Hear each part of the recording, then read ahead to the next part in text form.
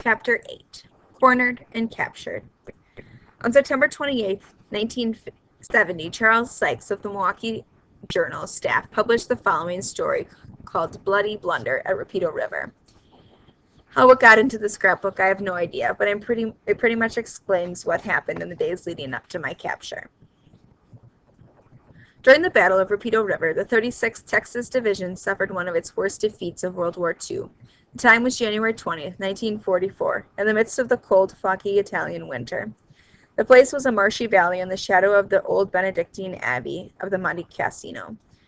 2 days hence, Allied forces were to land at Zeno in the effort to leapfrog north around Field Marshal Albert Kesselring's strong Gustav line in a march to Rome.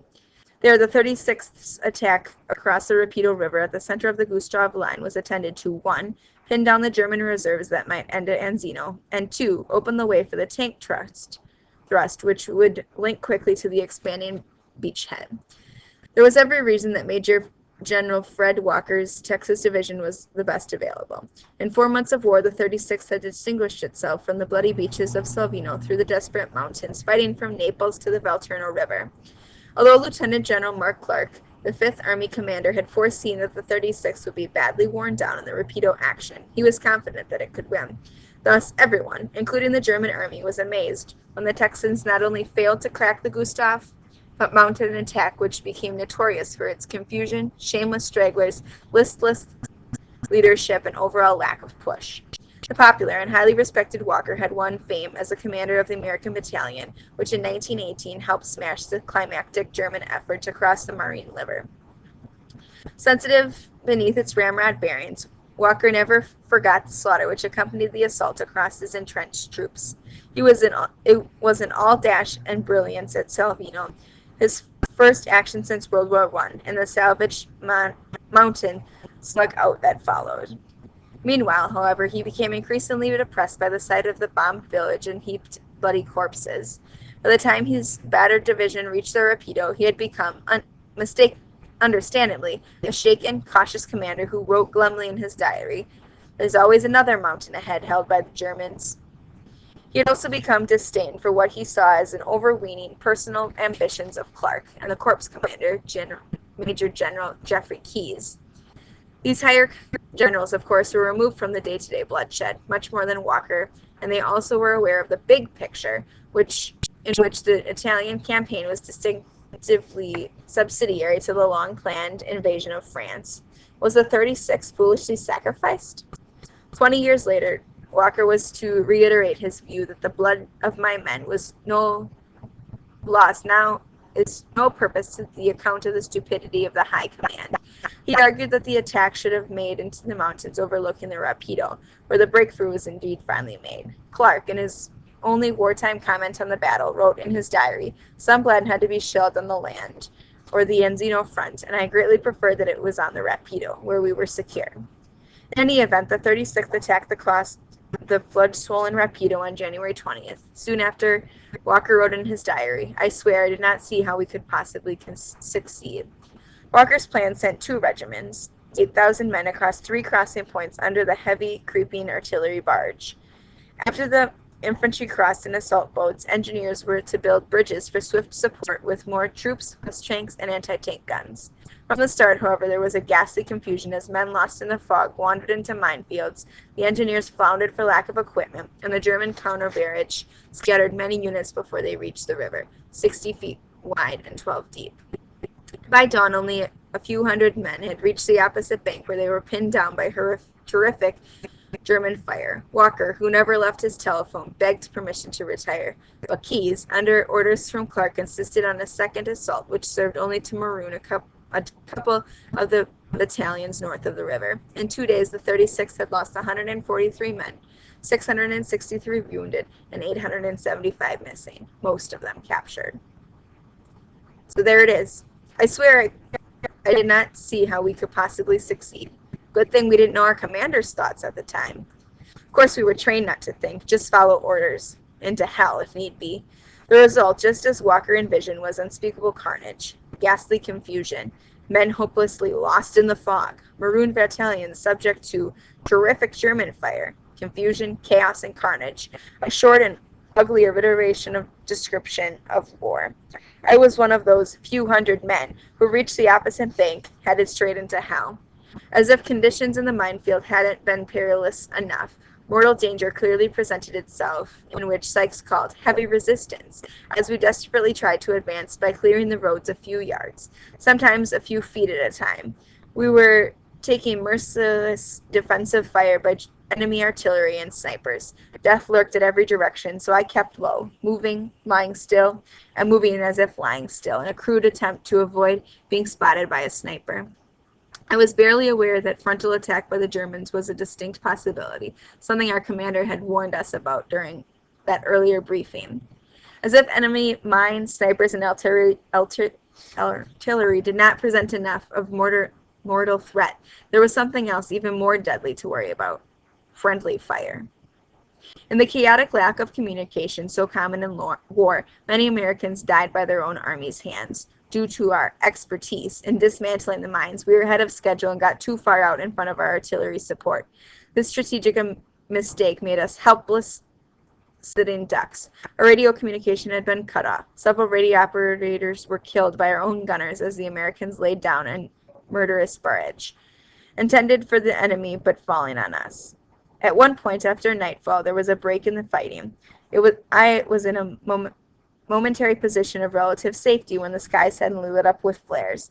I cautiously looked around, and all I could see was bodies. Germans, Brits, Americans. Dead and dying soldiers, their blood soaking into foreign soil. I'll go to my grave with that picture in my mind. Bodies littered the entire area. There were so many I couldn't have counted them all if I had had the time. In that instant, my favorite psalm, the 23rd, popped in my head. This place was truly the valley of death. That night I didn't know which was worse, having the light and seeing the dead, or being in complete darkness, sure I was to become one of those lifeless bodies at any moment. When I dare to remember that scene, it's always accompanied by an unanswered question in my mind. Why do some men survive when so many fall? Skill? Luck? God's will? It'll always be a mystery to me. Looking back, it's obvious that people who study the tactical decisions made during World War II were right. The generals blundered. We had been sent too fast and in the wrong location. The main body of the army was well back of us, which meant we were isolated and cut off. The Germans surrounded our positions and continually pounded us. The situation bordered on hopeless, but every soldier in my company was determined to fight on. As the night wore on, what was left of Company A, a little over 24 men, regrouped and took a defensive position near an abandoned barn. A few of us hid in nearby straw stack. It was one of those typical Euro-style structures for piling fodder up and over a stone framework, open in the front but the sides and roof covered with straw. At dawn, I had realized it had been 24 hours since I had left camp. I had not slept, and though I was physically exhausted, I was not sleepy. Good thing. I heard them before I saw them, men singing in German, then movement about a half a kilometer up the road. I recall it as vividly as any memory I carry. I silently said a short prayer. I was completely prepared to die. Suddenly, that same eerie calm I had experienced in camp settled over me. My army training kicked in. I checked my machine gun. Everything looked in order. As I already said, to this day I will recall that moment. Death was bearing down on me, and all I could think was playing my favorite childhood game. It. Ready or not, here I come. It was surreal, like I was watching myself acting in a bad movie. A company of about 25 Germans approached, coming down a narrow, hilly path, singing what sounded like a Christmas carol, completely unaware of our presence. When we drew near, we opened fire. It was a fearful massacre, and I didn't stop shooting until every single enemy soldier was motionless. There were bullet-ridden bodies everywhere, so grotesquely lying on top of one another, many missing parts that had been shot off by our merciless barrage. The dirt road was soaked with their blood. I clearly remember thinking that, except for the uniforms, these shredded, lifeless men looked identical to the American corpses that had littered the minefield back at the river. I recall that for some reason I began thinking of my mother, and then that their mothers would soon be getting that dreaded telegram saying, "I regret to inform you." It all seemed like such a waste, but I was still alive, and there was no time to reflect or regret. While no German soldier escaped from the skirmish with his life, it wasn't anywhere near enough to save us. By the end of that day, we were down to a single officer and 26 men, soldiers with no ammunition and no hope of rescue or reinforcement. Our one remaining commander, Lieutenant Cheadle, decided our only hope was to surrender. We reluctantly agreed. It was a good decision. If we hadn't given up, I'm completely convinced we would have all been killed, and my mother would have joined the millions of women worldwide experiencing the grief-stricken agony of losing a child to war. Not knowing what was to become of us, we had no choice but to wave the white surrender flag. We threw down our guns, raised our hands, and meekly let the German paratrooper take us into custody. Was du das Krieg ist über? For you, the war is over, a German officer said to us. I don't remember much else of what happened after that. I was so exhausted, so terrified. My mind went numb. One thing I do vividly recall is that the Germans assigned First Staff Sergeant Johnny Carr to lead a detail to pick up the German dead and wounded in that area. For fulfilling his duty, Carr later received the Silver Star. I have no idea what happened to the wounded or the bodies of my courageous dead comrades. According to official reports, the U.S. Army II Corps, 36th Infantry Division lost 1,681 soldiers in 2 days in that misguided military fiasco. Of the almost 1,700 killed, wounded, missing in action, or captured on the same day as I was, 16 men have never been accounted for. What might have happened to them belongs to the secrets of history. But I have no way of knowing any of this. Even if I had, there was no opportunity to think about such things just then. At the time, I had enough of my own problems to worry about. It was January 21st, 1944, and Private Gerald A. Johnson was officially a prisoner of war. Heather?